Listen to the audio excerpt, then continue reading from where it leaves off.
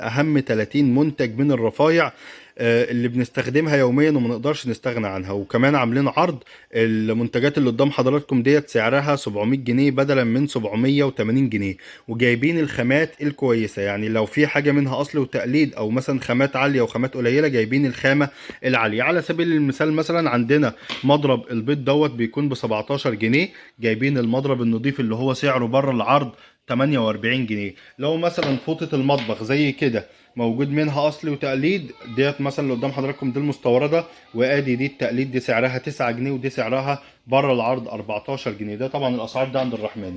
لو مثلا علقه المطبخ ديت سعرها 28 جنيه، ففي بره برضو بتكون ب 12 جنيه، اللي هي برضو عند الرحمن اللي بتتباع بره ب 20 وب 15 جنيه اقل حاجه.